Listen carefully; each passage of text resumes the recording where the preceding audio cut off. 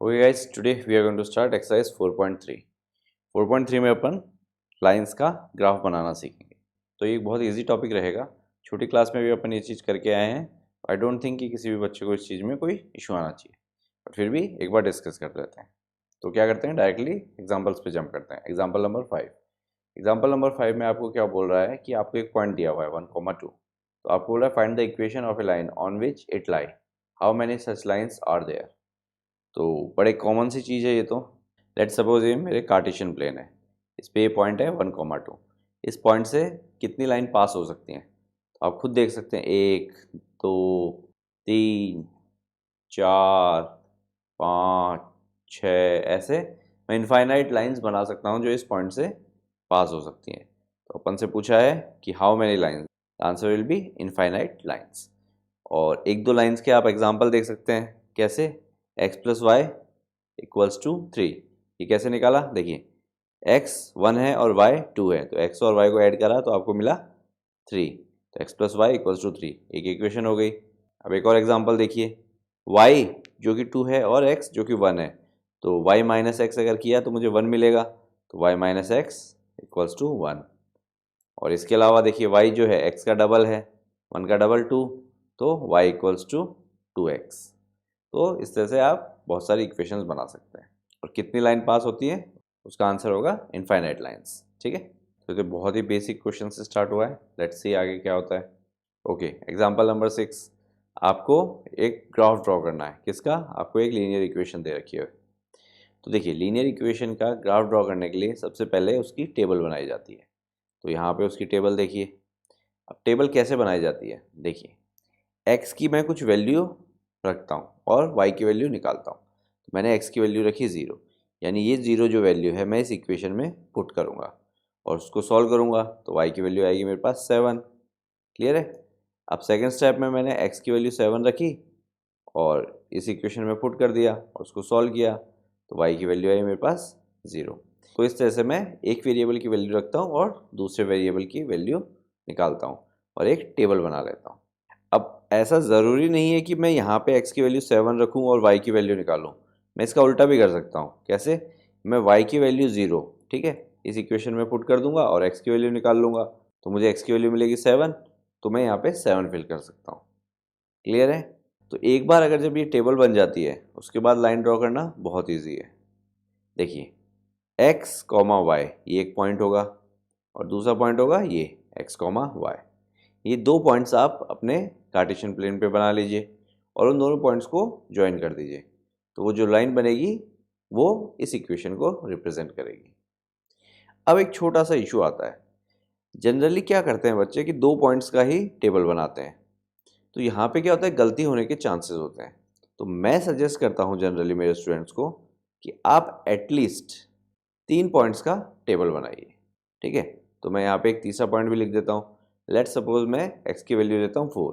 तो जब मैं x की वैल्यू 4 लूँगा और इस इक्वेशन में पुट करूँगा, तो देखिए 4 प्लस वाई इक्वल्स टू 7, तो y की वैल्यू आएगी 3। ठीक है, तो एक पॉइंट और क्या हो जाएगा, 4,3। देखिए यहाँ से यहाँ तक 4 और फिर इसको मैं ऊपर वर्टिकली जाऊँगा तो इधर 3, यानी इनका जब मैं इंटरसेक्शन करूँगा तो आप क्लियरली देख सकते हैं ये जो पॉइंट मुझे मिलेगा ये मेरा होगा 4,3, यानी ये पॉइंट भी इस लाइन पे लाई कर रहा है। तो ये तीसरा पॉइंट बनाने का एडवांटेज ये होता है कि सपोज़ कीजिए कि किसी एक में आपने कोई कैलकुलेशन मिस्टेक कर दी और आपने 3 पॉइंट्स ड्रॉ करे हैं, तो वो तीनों पॉइंट एक स्ट्रेट लाइन में नहीं आएंगे क्योंकि किसी एक में कुछ कैलकुलेशन मिस्टेक हो रखी है।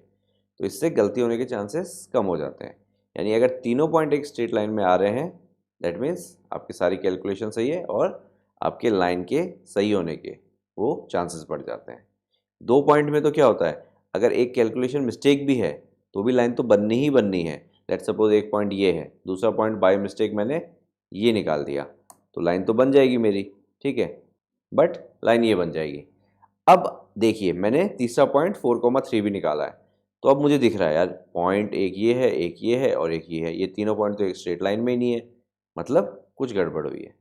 तो सबसे बेस्ट रहता है कि एटलीस्ट आप 3 पॉइंट्स तो ग्राफ में ड्रॉ करने के लिए निकालिए ही निकालिए। उससे ज़्यादा भी निकालते हैं तो भी कोई इशू नहीं है, but at least 3 should be there. Okay, example number 7 में देखिए, you know that the force applied on a body is directly proportional to acceleration. Write an equation to express this situation and plot the graph of the equation. तो देखिए, आप जितना ज़्यादा force लगाते हैं उतना ही ज़्यादा एक्सेलरेशन होता है किसी भी बॉडी में। तो आपको इसको इक्वेशन के थ्रू और ग्राफ के थ्रू रिप्रेजेंट करना है। तो देखिए, मैं क्या करता हूँ, फोर्स अप्लाइड को तो मैं वाई से रिप्रेजेंट कर देता हूँ और जो मेरा एक्सीलरेशन है उसको मैं एक्स यूनिट्स मान लेता हूँ। और क्योंकि ये डायरेक्टली प्रोपोर्शनल है, मतलब रेशियो में है, तो मैं एक रेशियो का कांस्टेंट मानता हूँ। के इज़ माई रेशियो कांस्टेंट, या फिर प्रोपोर्शनलिटी कांस्टेंट भी बोल सकते हैं इसको। तो अगर आपने फिजिक्स में पढ़ा है वाई और एक्स अगर रेशियो में है और प्रोपोर्शनलिटी कांस्टेंट के है, तो मैं y equals to k x लिख सकता हूँ। From your study of science you know that k is actually the mass of the body. तो इस केस में क्योंकि अपने को एग्जैक्ट फार्मूला मालूम है फोर्स और एक्सीलरेशन में रिलेशन क्या होता है F इक्वल टू m में, तो यहाँ पे वो यही चीज़ एक्सप्लेन कर रहा है। ठीक है, अब क्योंकि अपने पास इक्वेशन आ चुकी है तो अपने को मालूम है कि अगर k एक वेरिएबल है तो अपन उसका कभी ग्राफ बना ही नहीं पाएंगे। तो अपने को k कुछ कांस्टेंट वैल्यू अज्यूम करनी पड़ेगी। तो यहाँ पे इस वाले एग्जांपल में इन्होंने k की वैल्यू 3 अज्यूम की है। तो ऐसा कुछ बाउंडेशन नहीं है कि आप 3 अज्यूम करें, आप इसको 4, 2, 5 कुछ भी अज्यूम कर सकते हैं और उसके अकॉर्डिंग ग्राफ बना सकते हैं। क्योंकि यहाँ पे 3 अज्यूम की गई है तो इक्वेशन हो गई y इक्वल्स टू 3x। अब इस इक्वेशन की हेल्प से मैं एक अपनी टेबल बनाऊंगा। उस टेबल में मैं x की कुछ वैल्यू रखूंगा और y की वैल्यू निकालूंगा। तो सबसे पहले मैंने x की वैल्यू रखी 0, तो y की वैल्यू मेरे पास क्या आ गई, y की वैल्यू भी 0 आ गई। ठीक है, इधर मैं x लिख देता हूँ, इधर मैं y लिख देता हूँ। अब मैंने x की वैल्यू रखी 2, तो जब इस इक्वेशन में y इक्वल टू 3x में मैंने x2 रखा तो y की वैल्यू मुझे मिली 6। और फिर एक और पॉइंट में ले लेता हूँ x की वैल्यू 1 रख के, जब x की वैल्यू 1 रखी तो y की वैल्यू मिली 3। तो देखिए, इसने तो सिर्फ ये 2 पॉइंट्स की हेल्प से ग्राफ बना दिया, मैंने एक तीसरा भी लिया है। तो सबसे पहले देखिए 0,0 यहाँ पे आपको मिलेगा, उसके बाद 2,6 यहाँ पे आपको मिलेगा। इन दोनों पॉइंट्स को ज्वाइन कर दिया तो आपका ग्राफ बन गया। अब अगर आप 3 पॉइंट से करते, यानी 1,3 भी अगर आप ड्रॉ करते तो देखते हैं कि क्या ये 1,3 इस लाइन पे आता भी है या नहीं आता है, कहीं कुछ कैलकुलेशन मिस्टेक तो नहीं होगी है। Let's see. तो देखिए, आप क्लियरली देख सकते हैं 1,3 आपको यहाँ पे मिलेगा, यानी इस लाइन के ऊपर लाई कर रहा है। तो अगर मैं ये तीनों पॉइंट्स ड्रॉ करता और इन तीनों पॉइंट्स को ज्वाइन करता तो वो एक स्ट्रेट लाइन पे आ रहे हैं, दैट मीन्स मेरा ग्राफ सही है। क्लियर है? ओके, अब पिक करते हैं एग्जाम्पल नंबर 8। एग्जाम्पल नंबर 8 में क्या बोल रहा है, for each of the graph given in figure 4.5 select the equation whose graph it is from the choice of the given below. तो देखिए, क्वेश्चन को समझिए। मेरे पास नीचे 3 ग्राफ दे रखे हैं, ठीक है, फर्स्ट, सेकेंड एंड थर्ड। तो ए के लिए तो है मेरा फर्स्ट वाला ग्राफ, तो मैं ये देखिए 4.5 फर्स्ट वाला ग्राफ इस वाले क्वेश्चन के लिए, ए पार्ट के लिए। अब मुझे करना क्या है, मुझे इस ग्राफ को देख के बताना है कि इन चारों इक्वेशन में से इस ग्राफ की इक्वेशन कौन सी है। समझ में आ गया? तो देखिए, इस ग्राफ को अगर मैं ऑब्जर्व करता हूँ तो ये जो लाइन बनी हुई है, इस लाइन पे मैं पॉइंट्स पिक करूँगा और ये पॉइंट्स की वैल्यू मैं इन इक्वेशंस में रिप्लेस करूँगा। अगर ये पॉइंट की वैल्यू उस इक्वेशन को सेटिस्फाई करती है, यानी LHS इक्वल टू RHS हो जाता है, दैट मीन्स ये इक्वेशन उस लाइन की हो सकती है।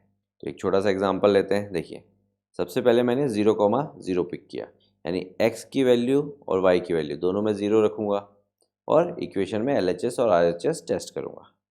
तो देखिए, इस वाली इक्वेशन में मैं x और y की वैल्यू 0 रखूँगा तो 0 + 0 इक्वल्स टू 0, दैट मीन्स ये सही है, यानी जस्टिफाई हो रहा है।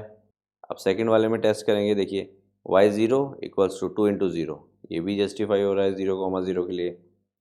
फिर ये भी जस्टिफाई हो रहा है। फिर ये देखिए, यहाँ पे ये जस्टिफाई नहीं हो रहा है। कैसे? y की वैल्यू 0 रखेंगे, x की वैल्यू 0 रखेंगे तो आपके पास क्या आएगा, 0 इक्वल्स टू 1। तो 0 क्या 1 के इक्वल होता है? नहीं होता। तो यहाँ पे LHS इक्वल टू RHS नहीं हो रहा, यानी ये इक्वेशन तो इस लाइन की नहीं हो सकती। अब अपने पास कितने ऑप्शन बचे? 3 ऑप्शन बचे। तो अगेन सेम प्रोसेस रिपीट किया जाएगा। इस बार पॉइंट चेंज कर दिया जाएगा। इस बार अपन पॉइंट लेंगे 1,2 और सेम चीज़ टेस्ट करेंगे। तो देखिए, x की वैल्यू रखूँगा 1 और y की वैल्यू रखूँगा 2। तो जब मैं यहाँ पे x की वैल्यू 1 और y की वैल्यू 2 रखता हूँ तो ये हो जाएगा 3 लेफ्ट हैंड साइड में, 3 इक्वल्स टू 0, यानी ये भी गड़बड़ हो गया। यहाँ पे LHS इक्वल टू RHS नहीं है, तो अब मैंने इसको भी एक्सक्लूड कर दिया। अब सेम चीज़ मैं सेकंड इक्वेशन के लिए करता हूँ। y की वैल्यू 2 है और x की वैल्यू 1 है, तो देखिए y की वैल्यू यहाँ पे 2 रख दी और x की वैल्यू 1 रखी, तो 2 इंटू 1 2, तो 2 लेफ्ट हैंड साइड और 2 राइट हैंड साइड, तो ये वाली इक्वेशन तो जस्टिफाई लग रही है। अब थर्ड वाली भी टेस्ट कर लेते हैं। y की वैल्यू 2 इक्वल्स टू x की वैल्यू 1, 2 इक्वल्स टू 1, ये तो फॉल्स है, तो ये भी हट गया। अब देखिए चारों में से 3 तो हट चुके हैं, तो my correct answer will be second. ठीक है, और इसको और वेरीफाई करना है तो तीसरा पॉइंट भी आप इस इक्वेशन में रख के देख सकते हैं, LHS इक्वल टू RHS मिलेगा ही मिलेगा आपको। क्लियर है किस तरह से करना है? ओके, अब 4.5 सेकेंड फिगर पिक करते हैं। देखिए ये मेरा ग्राफ है, इस ग्राफ पे से मैं सबसे पहले 0,4 पॉइंट पिक करता हूँ और देखता हूँ ये 0,4 कौन कौन सी इक्वेशंस को सेटिस्फाई करता है। x की वैल्यू 0 है, y की वैल्यू 4 है, तो देखिए 0,4 x और y की वैल्यू रखूँगा तो ये हो जाएगा 0 प्लस 4, 4 इक्वल्स टू 0, ये तो हट गया।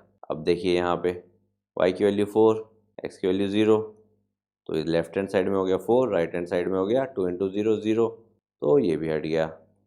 अब देखिए y की वैल्यू 4, x की वैल्यू 0, 2 इंटू 0 0 और 0 प्लस 4 4, तो यहाँ पे LHS इक्वल टू RHS है, दैट मीन्स ये अभी भी चांस है कि इक्वेशन बन सकती है। अब लास्ट पार्ट देखिए, यहाँ पे 4, इधर 0, 0 माइनस 4 माइनस 4, तो 4 क्या माइनस 4 के इक्वल होता है? नहीं होता, तो ये भी हट गया। तो एक ही ऑप्शन बचा अपने पास थर्ड वाला, तो this is my correct answer. तो यहाँ पे तो पहले पॉइंट से काम हो गया। तो कई बार क्या होता है कि इस पॉइंट को अगर मैं रखता तो हो सकता है मेरे पास 2 ऑप्शन आ जाते, तो उसको मैं दूसरे पॉइंट से टेस्ट करता, और इस तरह से कब तक करता? जब तक मेरे पास सिर्फ एक ऑप्शन नहीं बच जाता। क्लियर है? ओके, अब पिक करते हैं थर्ड वाला पार्ट। थर्ड वाले पार्ट में देखिए ये वाला ग्राफ है, तो ये वाला पॉइंट पिक कर लेता हूँ 2,0, 2,0 मतलब x पोर्शन 2 है, y पोर्शन 0 है। तो देखिए कौन कौन सी इक्वेशन को ये सेटिस्फाई करता है। 2,0 यानी 2 इधर 0, तो 2 प्लस 0 2 इक्वल्स टू 0, 2 प्लस 0 2 देगा और राइट हैंड साइड में 0, तो क्या 2 0 के बराबर है? नहीं। अब देखिए x की वैल्यू 2, y की वैल्यू 0, तो ये भी LHS इक्वल टू RHS नहीं होगा। अब यहाँ पे भी देख लीजिए, y की वैल्यू 0 रखेंगे, राइट हैंड साइड में 2 रखेंगे, तो ये भी फेल हो जाएगा। बचा क्या? ये वाला ऑप्शन, बट इसको भी टेस्ट करेंगे आप, देखिए कैसे। y की वैल्यू 0, x की वैल्यू 2, तो 2 इंटू 2 4 और 4 माइनस 4 0, तो LHS इक्वल टू RHS, यानी फोर्थ वाला जो है वो करेक्ट ऑप्शन है। ओके, अब स्टार्ट करते हैं एक्सरसाइज 4.3। तो देखिए, draw the graph of each of the following linear equation in 2 variable. तो आपको लीनियर इक्वेशंस दे रखी हैं, इनके आपको ग्राफ बनाने हैं। तो देखिए अपनी इक्वेशन थी x plus y equals to 4। अब x की वैल्यू सबसे पहले मैंने 0 रखी, देखिए हो जाएगा 0 प्लस वाई इक्वल्स टू 4, तो y की वैल्यू क्या आई? 4, तो नीचे मैंने 4 फिल कर दिया। फिर x की वैल्यू मैंने 1 रखी, तो हो गया 1 प्लस वाई इक्वल्स टू 4। अब 1 राइट हैंड साइड जाएगा तो y क्या हो जाएगा? 4 माइनस 1, तो y आपको देगा 3, तो यहाँ पे नीचे 3 फिल कर दिया।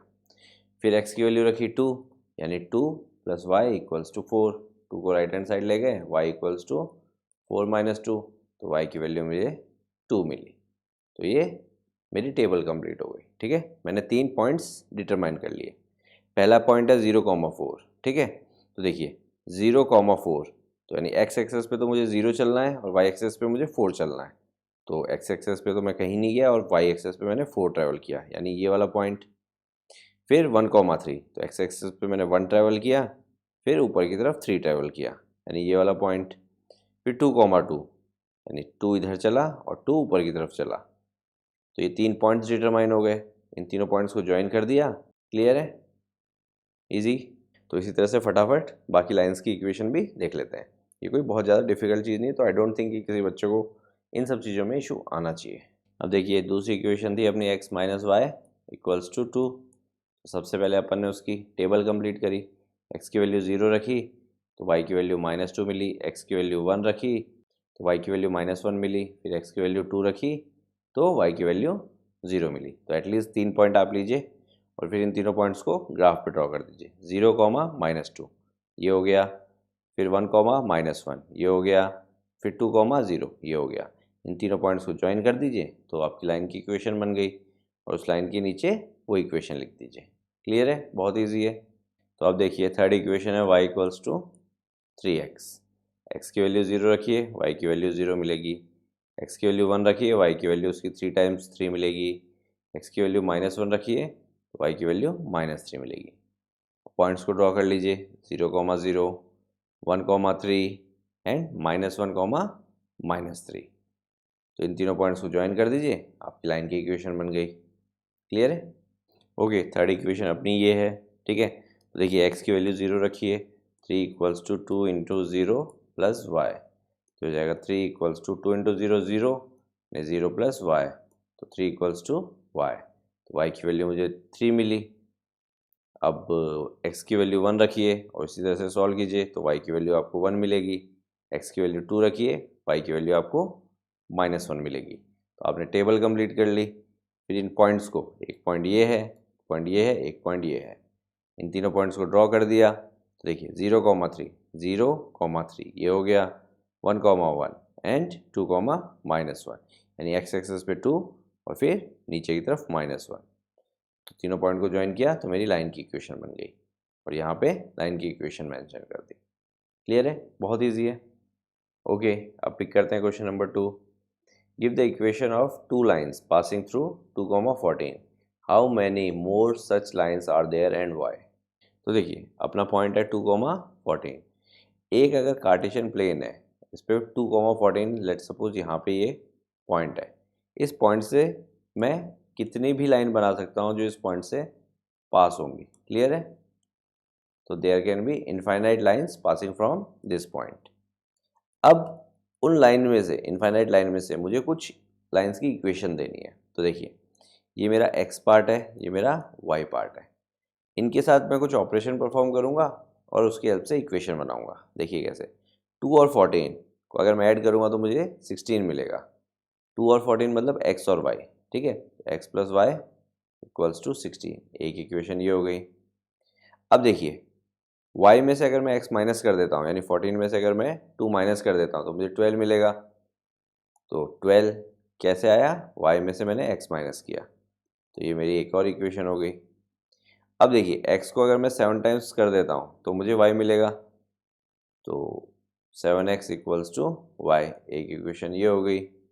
अब एक चीज़ देखिए, मैं 5 टाइम ऑफ x यानी 5 टाइम ऑफ 2 यानी 5x, उसको मैं y में से सब्ट्रैक्ट कर देता हूँ, यानी 14 में से मैं 5 टाइम्स ऑफ 2, 5 टाइम्स ऑफ 2 होता है 10, यानी 14 में से मैं 10 सब्ट्रैक्ट करता हूँ, मैंने लिख दिया y, क्योंकि 14 को तो मैंने कुछ किया ही नहीं।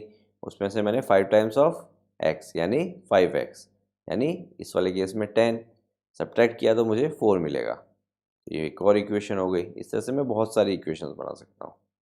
क्लियर है? तो आप इन दो नंबर्स के साथ ऑपरेशन परफॉर्म कीजिए। ठीक है, और फिर जो भी जैसा भी ऑपरेशन आपने परफॉर्म किया है, 14 की जगह तो y लिख दीजिए और 2 की जगह x लिख दीजिए। जैसे लास्ट वाले में अपन ने क्या किया, 14 में से अपन ने 2 × 5 यानी 10 सब्ट्रैक्ट किया तो अपने को 4 मिला। तो अपन ने क्या किया, 14 की जगह तो y लिख दिया और फिर 2 जो कि अपना x है, x × 5 = 4। तो ये हो गया y - 5x = 4। ये मेरी इक्वेशन बन गई। तो रेंडमली कोई भी ऑपरेशन परफॉर्म कीजिए और इक्वेशन बनाते चले जाइए। क्लियर है? ओके, अब पिक करते हैं question number 3। If the point 3, 4 lie on the graph of the equation 3a = ax + 7, find the value of a। Okay, let's see. अपने को एक इक्वेशन दे रखी है और इसके अलावा अपने को एक पॉइंट दे रखा है और बोला है कि ये जो पॉइंट है ये इस लाइन पे लाई करता है। अब मुझे मालूम है कि अगर ये पॉइंट इस लाइन पे लाई करता है तो इस लाइन की इक्वेशन को सेटिस्फाई करेगा। इक्वेशन को सेटिस्फाई करने का मतलब ये है, x की जगह अगर मैं 3 और y की जगह अगर मैं 4 रखूँगा तो LHS = RHS होगा ही होगा। यानी ये वैल्यूज़ रख के अगर मैं इस इक्वेशन को सॉल्व कर लूँ तो वेरिएबल क्या बचेगा, सिर्फ एक a वेरिएबल बचेगा। तो इस तरह से मेरे पास एक ही वैल्यू आ जाएगी। तो आप प्रॉपर स्टेटमेंट्स लिखेंगे, ठीक है। Since this point satisfies the equation of line therefore we replace the value of x and y with 3 and 4, फिर आप उसको सॉल्व करेंगे। तो देखिए 3y, y की जगह मैंने 4 रख दिया, a x की जगह मैंने 3 रख दिया, प्लस 7। तो देखिए ये हो गया 12, ये हो गया 3a प्लस 7, 7 को उस तरफ ले जाते हैं तो ये 12 माइनस 7 इक्वल्स टू 3a, तो ये आपको देगा 5, 5 इक्वल्स टू 3a। अब 3 उस तरफ जाएगा तो a आ जाएगा आपका 5/3। ओके, अब पिक करते हैं क्वेश्चन नंबर 4। क्वेश्चन नंबर 4 में देखिए taxi fare in a city is as follow. आपको टैक्सी फेयर दिया हुआ है। For first kilometre the fare is 8 rupees and for the subsequent distance it is 5 per kilometre. Taking the distance covered as x kilometre and the total fare as y, write a linear equation for this information and draw its graph. तो देखते हैं, पहले kilometre का 8 rupees लगता है और उसके बाद जितना भी आप किलोमीटर ट्रैवल करते हैं उसका 5 रुपीज़ लगता है। तो एक बात बताइए मुझे, अगर आपने 1 किलोमीटर ही ट्रैवल किया है आपको कितना रुपए देना पड़ेगा? आपको 8 रुपीज़ देना पड़ेगा। बट बाई चांस आपने 2 किलोमीटर ट्रैवल किया तो अब नेक्स्ट किलोमीटर का आपको 5 रुपीज़ देना पड़ेगा, यानी 8 प्लस 5 जो कि आपको दे देगा 13। अब अगर आप 3 किलोमीटर ट्रैवल करते हैं तो फर्स्ट किलोमीटर का तो आपने 8 रुपीज़ पे किया, फिर सेकंड का 5 और फिर थर्ड का 5, तो टोटल हो गया 18। और अगर 4 किलोमीटर आप ट्रैवल करते हैं तो आपको 8 प्लस 5 प्लस 5 प्लस 5, ठीक है, इस तरह से पे करना पड़ेगा जो कि हो जाएगा 23। तो इस तरह से आप समझ गए कि टैक्सी का फेयर किस तरह से बढ़ रहा है। अब मुझे बोला है कि आप डिस्टेंस को तो x किलोमीटर मान लीजिए और जो टोटल आपने फेयर पे किया है उसको आप y रुपीज़ मान लीजिए। इसका एक इक्वेशन बना दीजिए। इसका इक्वेशन देखिए, जब 1 2 3 4 किलोमीटर्स जो मैं एक्सप्लेन कर रहा था उसी की हेल्प से इसका इक्वेशन बनेगा। x किलोमीटर मैंने ट्रैवल किया है, यानी पहले किलोमीटर का तो मैंने 8 रुपीज़ पे किया है। अब एक बात बताइए, अगर मैंने x किलोमीटर ट्रैवल किया है तो पहला किलोमीटर अगर मैं हटा दूं तो कितने किलोमीटर बचे? मेरे पास x माइनस 1 किलोमीटर बचे जिनका मैं 5 रुपीज़ के हिसाब से पे करूँगा। कैसे? देखिए, जब मैंने 2 किलोमीटर ट्रैवल किया था तो 1 किलोमीटर का मैंने 5 रुपीज़ पे किया, यानी 2 माइनस 1। जब मैंने 3 किलोमीटर्स ट्रैवल किया था तो 2 किलोमीटर का मैंने 5 रुपीज़ के हिसाब से पे किया था, यानी 3 माइनस 1। और जब मैंने 4 किलोमीटर्स ट्रैवल किया था तो 3 किलोमीटर का मैंने 5 रुपीज़ के हिसाब से पे किया था, यानी 4 माइनस 1। तो जब मैंने x किलोमीटर ट्रैवल किया है तो x माइनस 1 किलोमीटर का मैं 5 रुपीज़ के हिसाब से पे करूँगा। तो x माइनस 1 अगर किलोमीटर है, 1 किलोमीटर का मैं 5 रुपीज़ पे कर रहा हूँ तो x माइनस 1 किलोमीटर का मैं इतना पे करूँगा और 8 रुपीज़ मैं फर्स्ट वाले किलोमीटर का पे करूँगा, तो मेरा टोटल फेयर आ जाएगा। और टोटल फेयर मेरा क्या है? y। इक्वेशन समझ में आई? टोटल x किलोमीटर मैंने ट्रैवल किया तो फर्स्ट वाले का तो 8, अब 5 रुपीज़ x माइनस 1 इंटू 5 और ये y टोटल फेयर हो गया। इसको सिंप्लीफाई कर लीजिए, ठीक है। 8 प्लस ब्रैकेट खोलेंगे तो इससे और इससे दोनों से मल्टीप्लाई होगा तो 5x minus 5 equals to y। देखिए 8 माइनस 5 3 दे देगा आपको, तो हो जाएगा 5x plus 3 equals to y। तो ये मेरी इक्वेशन बन गई। तो अब देखिए, अगर 5x plus 3 equals to y मेरी इक्वेशन थी तो मैं इसकी टेबल बना देता हूँ, ठीक है। तो एक तरफ x रखूँगा, एक तरफ y। अब x की कुछ वैल्यू रखूँगा तो सबसे पहले x की वैल्यू 0 रखता हूँ। तो इस इक्वेशन में आप 0 रख के देखिए, ओरली भी सॉल्व किया जा सकता है। 5 इंटू 0 0, 0 प्लस 3 3, यानी y की वैल्यू आ गई 3। अब x की कुछ और वैल्यू रखता हूँ, लेट सपोज -1 रखता हूँ, तो ये हो जाएगा 5 इंटू -1, ठीक है, प्लस 3 इक्वल्स टू y। तो ये हो जाएगा -5 प्लस 3 इक्वल्स टू y। तो y की वैल्यू क्या आ जाएगी? -2। तो जब मैंने x की वैल्यू -1 रखी तो y की वैल्यू मुझे -2 मिल गई। क्लियर है?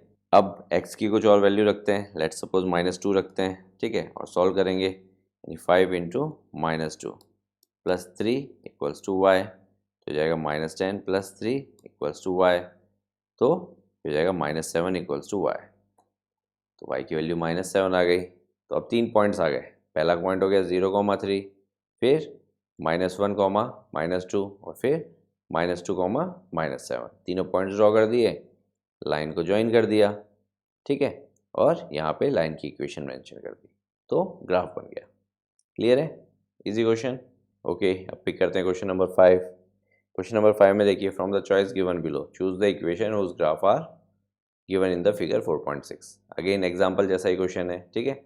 आपको फिगर दे रखी है, तो देखिए 4.6 फिगर तो ये है, यहाँ पे आपको एक ग्राफ बना के दे रखा है। आपको बतानी है इस ग्राफ की इक्वेशन इनमें से कौन सी है। तो देखिए आपको कुछ नहीं करना, इस लाइन पे से पॉइंट्स पिक कीजिए, इक्वेशन में रख के देखिए और आपका काम हो जाएगा। तो मैं पॉइंट पिक कर लेता हूँ, ये वाला -1, 1, यानी x की वैल्यू तो है -1 और y की वैल्यू है 1, यानी x की जगह मैं -1 रखूँगा और y की जगह 1 रखूँगा। तो फर्स्ट वाली इक्वेशन अगर आप देखेंगे तो ये तो फॉल्स हो जाएगी, क्योंकि 1 = -1 नहीं होता कभी भी। अब सेकेंड वाली इक्वेशन देखिए, इसको अगर आप देखेंगे तो ये ट्रू रहेगी। आप रख के देख सकते हैं, क्लियर है, या फिर ओरली भी किया जा सकता है, इतना डिफिकल्ट नहीं है। अब यहाँ पे देखिए y की वैल्यू तो 1 है और x की वैल्यू -1 है, तो 1 = -2 आ जाएगा, जो कि फॉल्स है। अब फोर्थ वाला देखिए, x की वैल्यू -1 रखी तो यहाँ पे हो गया -7, y की वैल्यू 1 रखी तो 3 × 1 3 और 2 + 3 5, 5 = -7, तो ये भी फॉल्स हो गया। तो एक कौन सा बचा, सेकेंड वाला। Make sense. अब फिगर 4.7 पे आते हैं, ठीक है। पॉइंट मैं पिक करता हूँ 0,2। 0,2 का मतलब है x की वैल्यू 0 और y की वैल्यू 2। तो फर्स्ट वाली इक्वेशन में रखूँगा तो सेटिस्फाई होगा। सेकेंड वाली में देखिए, x अगर मैं 0 रखता हूँ तो 0 - 2 -2, y की वैल्यू 2 है तो 2 = -2, मतलब फॉल्स। थर्ड वाली में ट्रू रहेगा, आप रख के देख सकते हैं, और फोर्थ वाली में भी फॉल्स रहेगा, ये भी आप रख के देख सकते हैं। यानी अब मेरे पास दो ऑप्शन बचे हुए हैं, तो मुझे क्या करना पड़ेगा, एक और कोई पॉइंट पिक करना पड़ेगा। तो इस बार मैं 2,0 पिक करता हूँ, यानी x की वैल्यू 2 और y की वैल्यू 0। Let's see. और मैं सिर्फ इन दो इक्वेशन पे टेस्ट करूँगा, क्योंकि बाकी दो तो ऑलरेडी फॉल्स हो चुकी हैं। देखिए फर्स्ट के अंदर अगर मैं रखता हूँ x की वैल्यू 2, तो राइट हैंड साइड हो जाएगा 4, तो ये हो जाएगा 0 = 4, तो ये फॉल्स हो गया। तो एक ही ऑप्शन बचा थर्ड वाला, उसको भी टेस्ट कर ही लेते हैं। x की वैल्यू मैंने 2 रखी, तो -2 + 2 0 और y की वैल्यू ऑलरेडी 0 है, तो ये सेटिस्फाई हो रहा है, यानी ये एक ही ऑप्शन जो बचा है वो ही सही है। ओके, तो अब पिक करते हैं क्वेश्चन नंबर 6। क्वेश्चन नंबर 6 में देखिए, if the work done by a body on application of a constant force is directly proportional to the distance travel by the body, यानी जो वर्क डन है उसको मैं W मान लेता हूँ, ठीक है, और जो डिस्टेंस ट्रेवल है वो एक दूसरे के डायरेक्टली प्रोपोर्शनल है। तो नेक्स्ट स्टेप में मैं लिख सकता हूँ W = KD, क्या मान लिया मैंने, प्रोपोर्शनलिटी कांस्टेंट है मेरा। अब आगे बोल रहा है express this in form of an equation in 2 variable, तो मैंने ये 2 वेरिएबल की इक्वेशन तो बना दी। And draw the graph of the same by taking the constant force as 5 units, तो जो मैंने प्रोपोर्शनलिटी कांस्टेंट माना था उसको मुझे 5 यूनिट्स लेना है, तो ये हो जाएगा W = 5D। उसके बाद आगे बोल रहा है also read from the graph the work done when the distance travel by the body is 2 units and 0 units. तो देखिए इससे मैं इसकी टेबल बना सकता हूँ, इक्वेशन मेरे पास 2 वेरिएबल की बनी चुकी है, तो टेबल में मैं पॉइंट्स रख देता हूँ। तो W और D, एक तरफ W एक तरफ D। तो देखिए W है वर्क डन जो कि है y एक्सेस पे, और D है डिस्टेंस जो कि है x एक्सेस पे।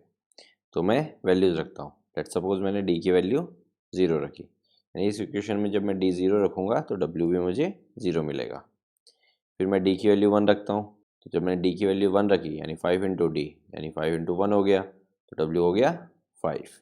उसी तरह से D की वैल्यू 2 रखी और W की वैल्यू 10 निकाली। क्लियर है, तो मेरे पास 3 पॉइंट्स आ गए। इन 3 पॉइंट्स को मार्क कर लिया, 1 2 3, 0,0 1,5 2,10। इन पॉइंट्स को ज्वाइन करके लाइन को एक्सटेंड कर दिया, तो मेरा ग्राफ बन गया। ठीक है, तो यहाँ पे एक और पॉइंट मेंशन है, यानी आप D की वैल्यू -1 रखेंगे तो आपको W की वैल्यू -5 मिलेगी। क्लियर है, तो पहले टेबल बनाई जाएगी और फिर उसके बाद ये ग्राफ बन जाएगा आपका। तो अब जब ग्राफ बन गया है तो देखिए आगे आपसे क्या बोल रहा है, also read from the graph the work done when the distance travelled by the body is 2 unit and 0 units, यानी आपको ग्राफ की हेल्प से बताना है कि अगर डिस्टेंस ट्रेवल 2 यूनिट है तो वर्क डन कितना होगा। देखिए डिस्टेंस ट्रेवल 2 यूनिट है, यानी एक्स एक्सेस पे आपने 2 ट्रेवल किया, तो आपने एक परपेंडिकुलर लाइन ड्रॉ की, ठीक है, जो कि यहाँ पे आके मीट की। इस पॉइंट से आपने एक परपेंडिकुलर लाइन वाई एक्सेस पे ड्रॉ की जो कि 10 पे मीट करी। तो इस पॉइंट के कोऑर्डिनेट्स हो गए 2, 10। तो 2 तो है डिस्टेंस और 10 है वर्क। तो 2 यूनिट अगर डिस्टेंस रहता है तो वर्क डन रहेगा 10। क्लियर है। और अब आपसे पूछा है 0 यूनिट अगर डिस्टेंस है तो वर्क डन कितना होगा। तो देखिए 0 यानी एक्स एक्सेस पे 0, तो ये जो लाइन है वाई एक्सेस को कहाँ पे काट रही है, 0 पे काट रही है। तो ये पॉइंट हो गया 0, 0। आप क्लियरली देख सकते हैं कि अगर डिस्टेंस 0 यूनिट है तो वर्क डन भी 0 ही होगा। क्लियर है, क्योंकि ये लाइन ओरिजिन से ही पास हो रही है। लेट सपोज ये लाइन ऊपर से कहीं से पास हो रही होती, बाय चांस सपोज कीजिए ये लाइन कुछ इस तरह से होती, तो 0 डिस्टेंस के लिए देखिए यहाँ पे एक्स एक्सेस पे 0, तो वाई एक्सेस पे कितना है 5, तो 5 मेरा वर्क डन होता बाई चांस अगर ऐसा होता ग्राफ तो।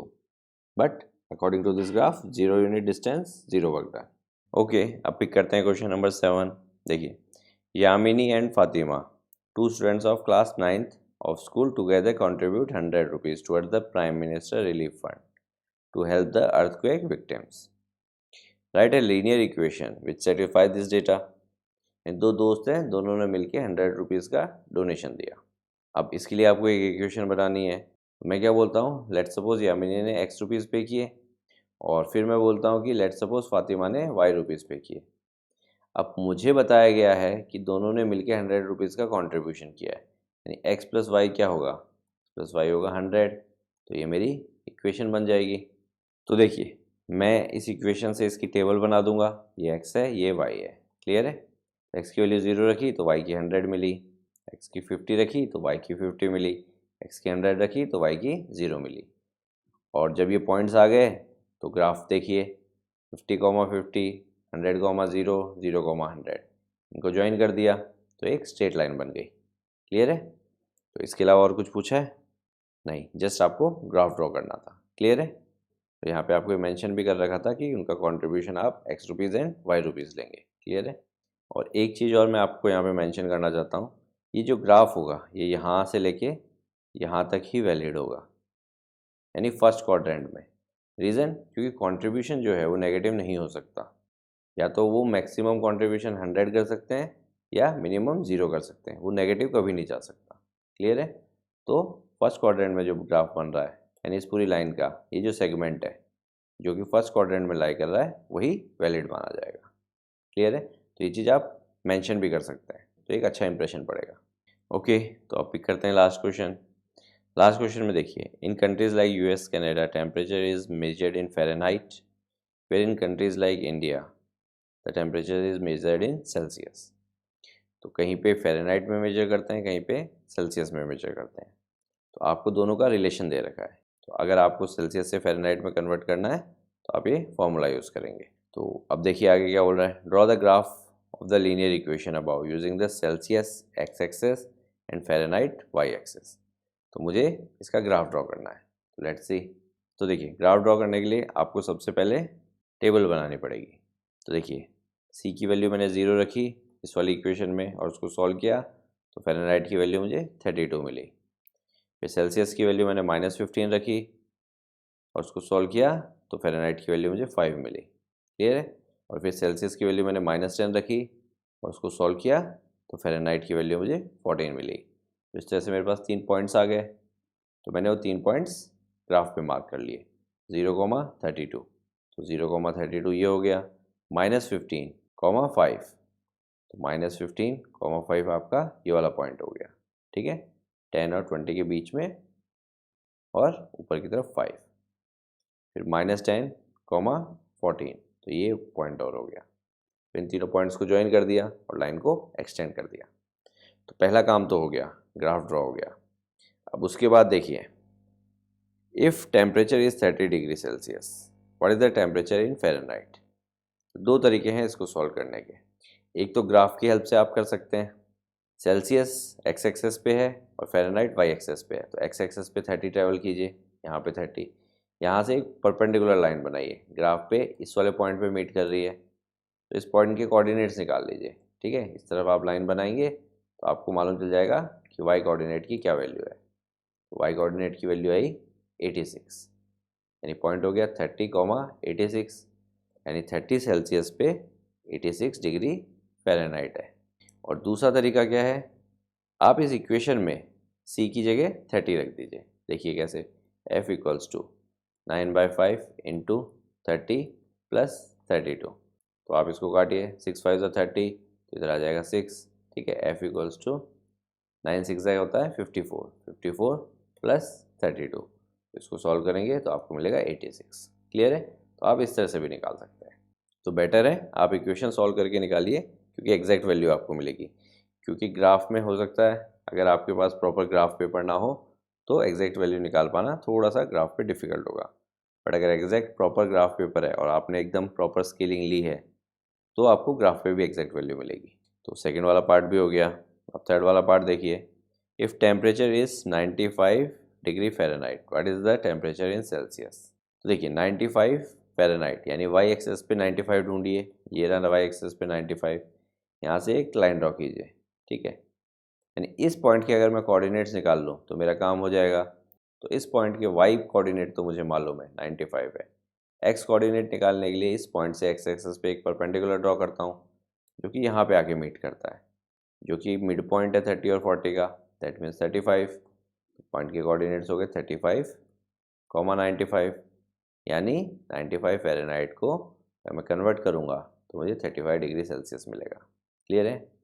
तो इसको भी अगर चाहिए तो इक्वेशन से सॉल्व कर सकते हैं। f की जगह 95 लिखना है आपको बस, ठीक है। तो let's see, 95 equals to 9/5 c plus 32। देखिए 32 को उस तरफ लेके जाइए सबसे पहले, तो हो जाएगा 95 माइनस 32 इक्वल्स टू 9/5 c। इसको सब्ट्रैक्ट करेंगे तो आपको मिलेगा 63 इक्वल्स टू 9/5 c। 5 उधर जाएगा ऊपर की तरफ, तो हो जाएगा 63 इंटू 5/9 इक्वल्स टू c। तो देखिए 9 7 से होता है 63, तो ये हो गया 7, तो 7 इंटू 5 होता है 35। तो जब आपने इसको कन्वर्ट किया तो सेल्सियस में आपको मिला 35 डिग्री। क्लियर है? तो इसका आंसर हो गया 35। तो ये थर्ड वाला भी सॉल्व हो गया।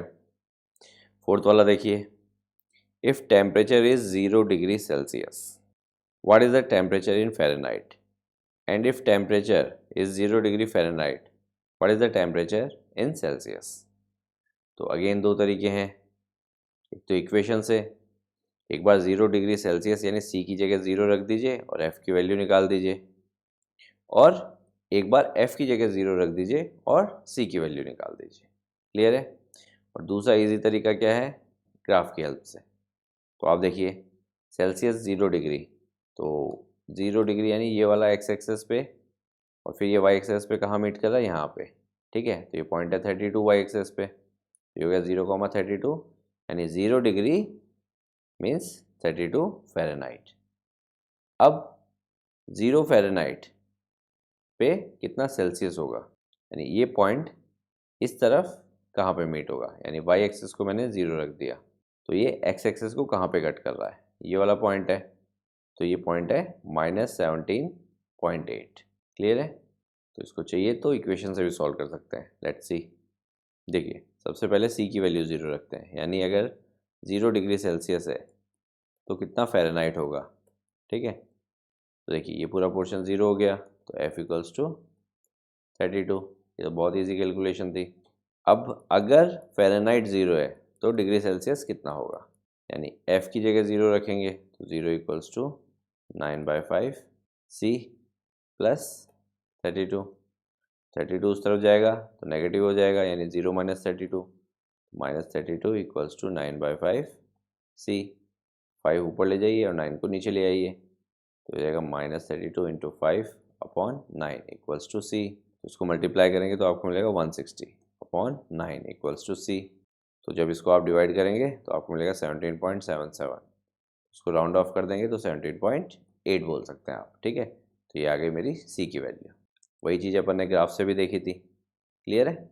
और एक चीज़ और, यहाँ पे नेगेटिव साइन होगा। देखिए यहाँ पे नेगेटिव था, तो यहाँ पे नेगेटिव, फिर इससे ये नेगेटिव, यानी आपका जो डिग्री सेल्सियस में टेम्परेचर है वो है -17.8। ओके, तो फोर्थ पार्ट भी हो गया। अब लास्ट पार्ट बचा, if there is a temperature which is numerically the same in both Fahrenheit and Celsius? If yes find it. तो देखिए ये थोड़ा सा ट्रिकी क्वेश्चन हो गया, यानी F इक्वल्स टू C बोल रहा है अपने को कि क्या कोई ऐसा टेम्परेचर है जिसमें फ़ारेनहाइट की वैल्यू निकालिए और सेल्सियस की वैल्यू निकालिए, दोनों की वैल्यू सेम होगी, यानी कंडीशन क्या हो गई, F इक्वल्स टू C होना चाहिए। तो आप क्या कीजिए, ये मेरी इक्वेशन है, F equals to 9/5 into C plus 32। अब क्योंकि मैं F इक्वल्स टू C है मेरे पास, तो मैं क्या कर सकता हूँ, F की जगह C या फिर C की जगह F रख सकता हूँ, ठीक है। तो मैं क्या करता हूँ, C की जगह F रख देता हूँ। तो इक्वेशन हो जाएगी मेरी F equals to 9/5 into F plus 32, क्योंकि C और F इक्वल है तो C की जगह मैंने F रख दिया। अब इसको सॉल्व कर लीजिए। तो अब मैं क्या करूँगा, इस पोर्शन को मैं लेफ्ट हैंड साइड लेके जाऊँगा। क्यों? क्योंकि वेरिएबल पार्ट मुझे एक तरफ करना है। तो ये हो जाएगा F minus 9/5 F equals to 32। तो F अगर कॉमन आएगा तो ये हो जाएगा 1 माइनस 9/5 इक्वल्स टू 32। इसको सॉल्व कीजिए, देखिए एलसीएम लेंगे तो 1 को लिखेंगे 1/1, तो ये अंदर हो जाएगा 5, ऊपर आ जाएगा 5 माइनस 9 इक्वल्स टू 32। तो देखिए 5 माइनस 9 -4 देगा आपको, तो ये हो जाएगा F इंटू -4/5 इक्वल्स टू 32। अब देखिए 5 उधर मल्टीप्लाई में जाएगा और 4 नीचे की तरफ जाएगा, तो F की क्या वैल्यू आ जाएगी, F की वैल्यू आ जाएगी 32 इंटू 5/-4, ठीक है। तो अब इसको काटेंगे तो 8 4 ज़ा 32 होता है, तो यहाँ पे आ गया 8 5 ज़ा 40 होता है, ठीक है। तो F क्या हो गया 40/-1, तो इसको मैं लिख सकता हूँ -40, क्लियर है।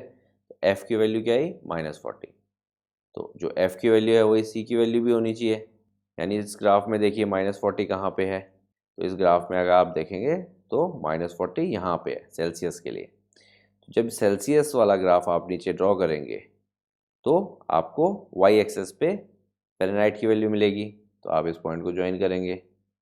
तो आपने क्या पाया, -40 डिग्री सेल्सियस और -40 डिग्री फ़ारेनहाइट, ठीक है। न्यूमेरिकली सेम वैल्यूज़ हैं, यानी इस वैल्यू पे आप फ़ारेनहाइट में मेजर कर लीजिए या सेल्सियस में मेजर कर लीजिए, न्यूमेरिकल वैल्यू आपको सेम मिलेगी। Make sense? बड़ा अच्छा और इंटरेस्टिंग क्वेश्चन था, क्लियर है। तो इसी के साथ ये एक्सरसाइज फिनिश होती है। Please do keep practising from the extra books and for any kind of doubt please let us know, we will try to help you out. Okay, see you in the next exercise. Amyo Mentoring. Make a difference. Hereby students can contact us for group and individual mentoring session. Our location is mentioned in video description. Others can contact us for online classes, online doubt clearing sessions, and for other online videos which are not publicly available on YouTube. Thank you.